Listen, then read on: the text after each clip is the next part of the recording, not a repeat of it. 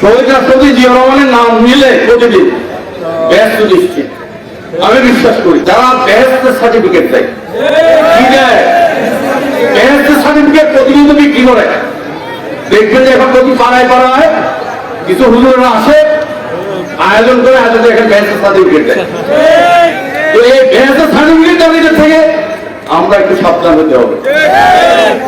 শহীদ রাষ্ট্রপতি জিয়া রহমানের নাম নিলে প্রতিদিন ব্যস্ত দৃষ্টি আমি বিশ্বাস করি, কারণ উনি দেশের জনগণের সাথে হটকারিতা করেন নাই, দেশের জনগণের সাথে প্রতারণা করেন নাই, দেশের মাটির সাথে উনি প্রতারণা করেন, দেশের জনগণকে মুক্তিযুদ্ধে যুদ্ধ করেছেন, দেশ পুনর্গঠন করেছেন, পুনর্নির্মাণ করেছেন, দেশকে অর্থনৈতিকভাবে স্বাবলম্বী করেছেন। সুতরাং ওনার নাম যোগ্য বরং বেশ যেতে হবে।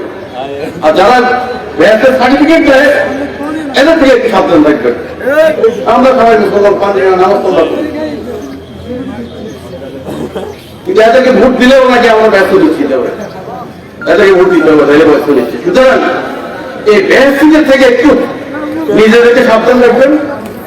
এই আশা এই প্রত্যাশা করে আজকে আমার বক্তব্য শেষ করলাম। বাংলাদেশ জিন্দাবাদ, বাংলাদেশ জাতীয়তাবাদী দল জিন্দাবাদ, শহীদ রাষ্ট্রপতি মরক, দেশমাতা খালেদা জিয়া জিন্দাবাদ। আজকের উপস্থিতি আপনাদের সকলকে ধন্যবাদ।